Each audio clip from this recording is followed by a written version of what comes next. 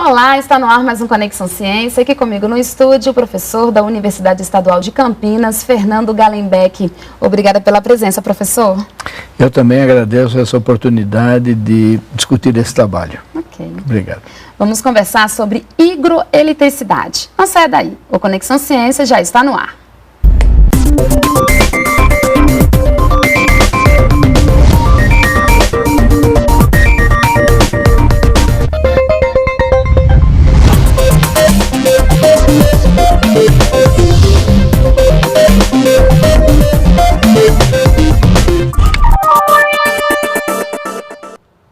Você sabia que é possível captar a eletricidade do ar e que essa energia pode abastecer nossas casas?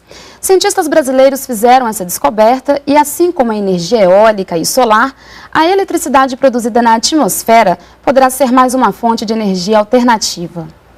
Professor, então vamos começar explicando, né? O que é hidroeletricidade? Bem, nós conhecemos bem que existe muita eletricidade na atmosfera. Demonstração disso são os relâmpagos. Né? E o grande problema, até muito recentemente, foi o seguinte, onde está essa eletricidade? Quem são os portadores dessa eletricidade? E o que nós demonstramos em vários trabalhos, mas principalmente um de 2010, é que essa eletricidade atmosférica está associada principalmente à umidade. E ela pode ser transferida para objetos na superfície. O exemplo prático simples disso é o seguinte: uma chapa de alumínio,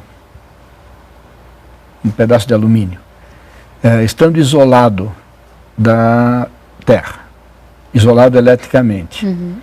Quando ele vai para um ambiente de umidade mais alta, ou quando a umidade ambiente aumenta, ele adquire carga elétrica negativa. Sim. E pode adquirir uma tensão elétrica, uma voltagem, que pode chegar perto de 1 volt, o que já é significativo para a captura de energia do ambiente. Baseado nisso, nós podemos fazer coisas como construir dispositivos simples. Um dos mais simples é uma chapa de alumínio, separada de uma chapa de um outro metal, cobre, por uma folha de papel. Esse dispositivo é um capacitor. Colocando-se o dispositivo sob umidade alta, ou colocando num ambiente de umidade elevada, surge uma diferença de potencial entre os dois metais. E essa diferença de potencial faz com que o metal tenha energia acumulada nele, que agora pode ser transferida e utilizada. Então quer dizer que a eletricidade proveniente dos trovões, do ar no caso, é a mesma que sai quando os trovões acontecem, o fenômeno acontece? Isso. O trovão, o trovão é originário da descarga elétrica, Sim. o relâmpago, que nós vemos como relâmpago. Sim. E isso é uma grande quantidade, é o resultado de uma grande quantidade de eletricidade acumulada nas nuvens. Né? Nós não estamos acostumados a ver relâmpago no céu limpo, sem nuvens. Né? Então, a umidade atmosférica em si, por vários mecanismos, gera eletricidade. E essa mesma capacidade que ela tem de gerar eletricidade nas nuvens, nós aproveitamos para gerar eletricidade na Terra. E uma das maneiras de captar essa eletricidade seria por meio desses dispositivos? Esse dispositivo é o mais simples que eu consigo imaginar que faça isso. E todo o funcionamento do dispositivo é o seguinte: no ar úmido eu tenho moléculas de água. Sim. Essas moléculas de água têm íons, que são, no caso da água, H+, ou H-. são partículas com cargas opostas, cargas elétricas opostas. E os metais captam essas cargas da atmosfera. E eles captam de maneira que depende do metal. O alumínio capta muitas cargas negativas, por isso que ele fica negativo. O cobre capta muito pouco, então ele fica positivo com relação ao alumínio. É isso aqui se chama de energia estática? É um mecanismo de formação de energia estática, exatamente. E o relâmpago é uma descarga eletrostática.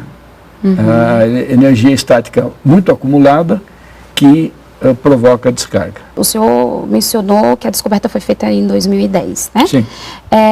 Primeiramente, como é que vocês chegaram até essa descoberta, né? Foi por uma sucessão de fatos que, alguns deles acidentais.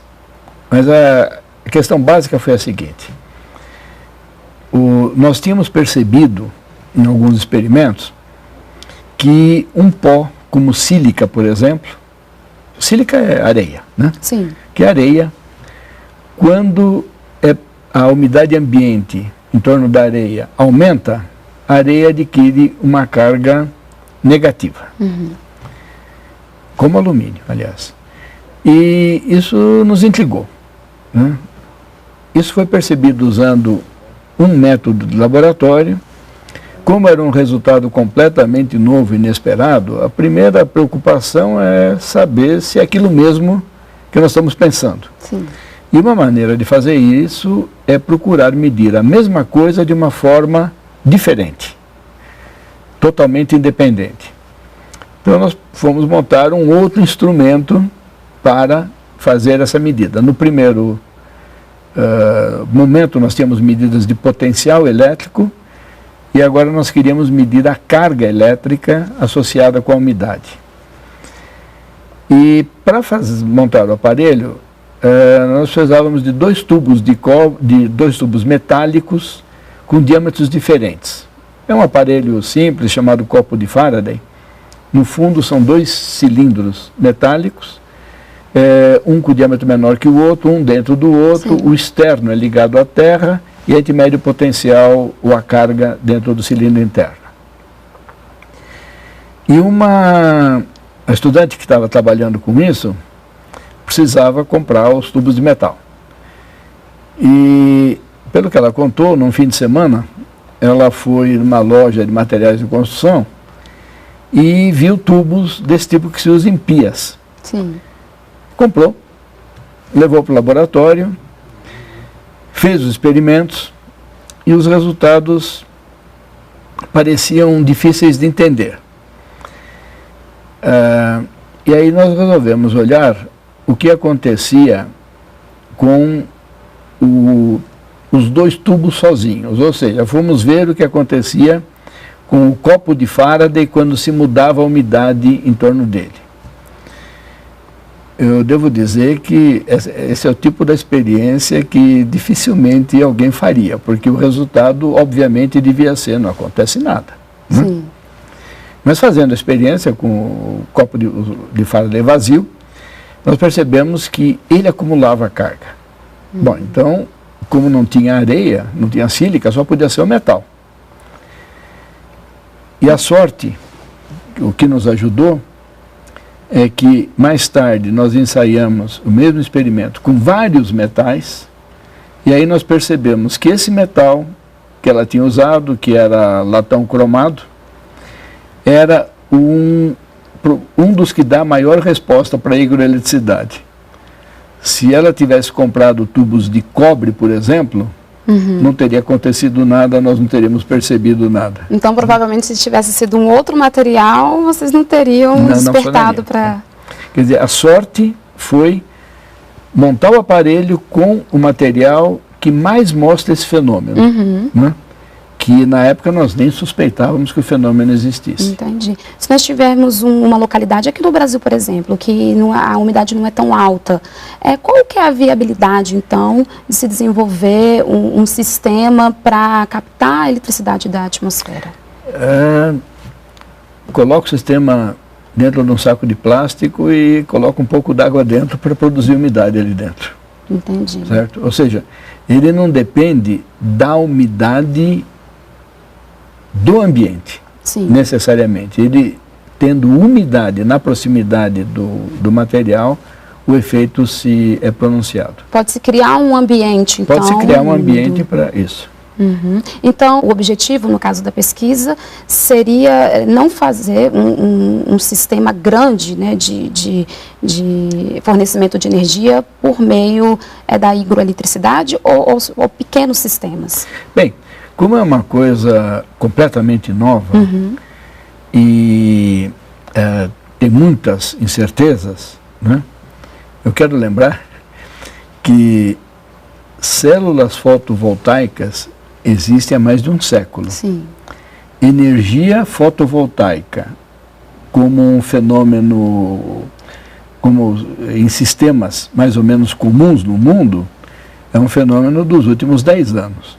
Quer dizer, levou pelo menos 90 anos para que isso se tornasse uma realidade do dia a dia. Né? Sim. E eu espero que a hidroeletricidade seja mais rápido que isso. Mas, como é uma coisa nova, é sempre mais fácil começar pequeno. Né? Então, nós temos pensado mais em sistemas localizados, sistemas distribuídos, onde a hidroeletricidade possa ser uma alternativa vantajosa. Sim. Né? E existe muita necessidade de geração de eletricidade em regiões isoladas, às vezes não em regiões isoladas, mas em lugares onde é difícil fazer chegar a energia da rede elétrica. Por exemplo, as torres de monitoramento nas rodovias, elas têm câmaras que precisam de eletricidade. E a eletricidade usada lá frequentemente é fotovoltaica. Sim. Né? Porque é difícil fazer chegar os fios para lá. Então, no caso de hidroeletricidade, a situação acho que é semelhante. E existem muitos lugares em que é difícil, até tendo muita insolação, é difícil contar com energia solar. Por exemplo, quem está dentro de uma floresta, um bosque, né? Pode não ter, o sol está lá em cima, mas a pessoa está na sombra.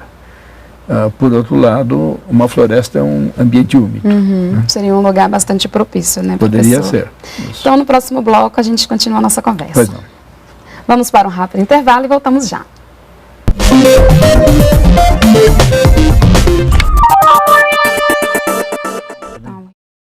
Estamos de volta com o Conexão Ciência. Hoje eu converso com o professor da Universidade Estadual de Campinas, Fernando Gallenbeck, sobre hidroeletricidade.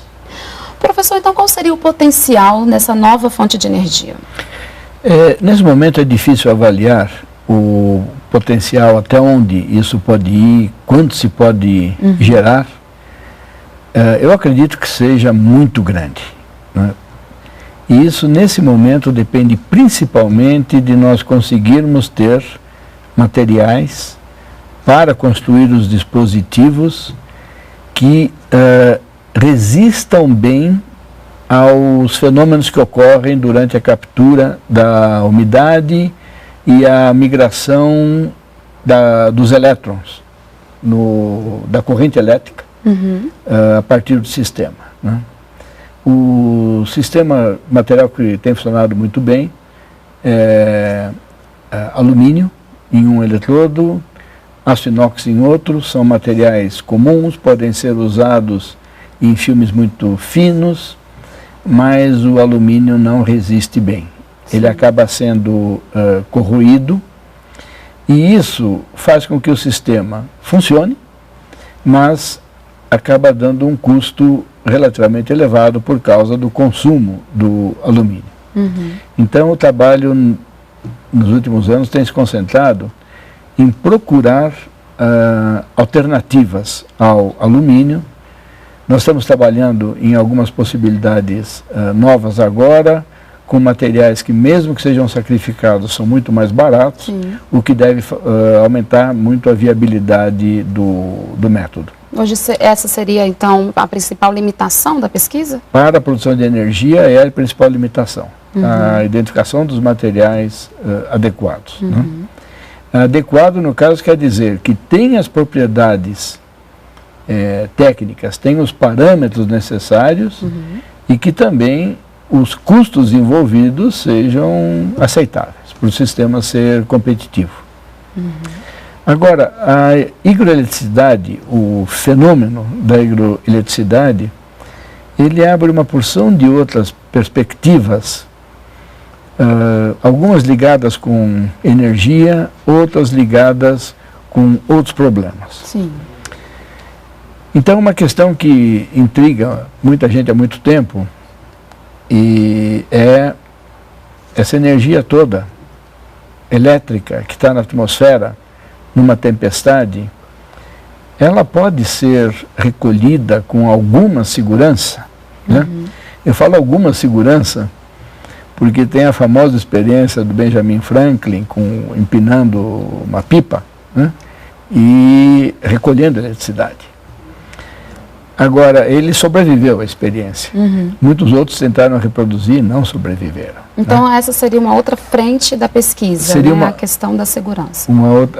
A questão de segurança, ligada primeiro com a segurança quanto à proteção com relação a relâmpagos, e uma maneira de fazer essa proteção pode ser exatamente criar mecanismos de captura de eletricidade da atmosfera de maneira a reduzir as quantidades de eletricidade acumulada que finalmente vão provocar os relâmpagos. Então seria uma forma de evitar o fenômeno, né? Evitar o relâmpago, isso. Absorvendo com bastante antecedência a energia que no fim das contas vai provocar o relâmpago. Entendi. Como é que isso é possível na prática? Na prática, isso pode ser feito usando o sistema do tipo que eu descrevi, mas eu vou comentar uma situação mais específica, que não seria uma situação prática, mas é uma situação boa para demonstração. E que é a seguinte: se eu coloco uma folha de papel entre um objeto eletrizado e um detetor dessa carga, dessa eletricidade, essa folha de papel cega, ela blinda o detetor de maneira que ele não enxerga mais o objeto eletrizado. E o que quer dizer esse blinda? É que o papel adquire carga elétrica oposta àquela que está no objeto eletrizado, e de maneira que o detetor não enxerga nada, porque tem uma subtração. Essa carga está no papel e ela agora pode ser recolhida, pode ser capturada e armazenada. Então, esse seria um outro caminho. É um caminho mais complexo, porque ele obviamente envolve experimentos na atmosfera aberta, realmente, e em situações que envolvem risco, né? E eu não quero que os estudantes se juntem à lista dos que tiveram acidentes com isso. Mas esse é um caminho que está aberto. Nós exploramos pouco. Também papel não seria um bom material para usar isso, para usar na prática. Né? No laboratório tudo bem, mas para usar na prática não seria um bom material porque ele é inflamável. Quer dizer, qualquer descarga ali seria desastrosa. Né? Mas, de novo, então, nós dependemos de materiais que mostrassem o mesmo fenômeno sem o problema de risco de chama. Fazendo uma analogia, professor, seria como se nós teríamos, o papel seria essa placa que iria absorver essa energia vindo da nuvem? Exatamente.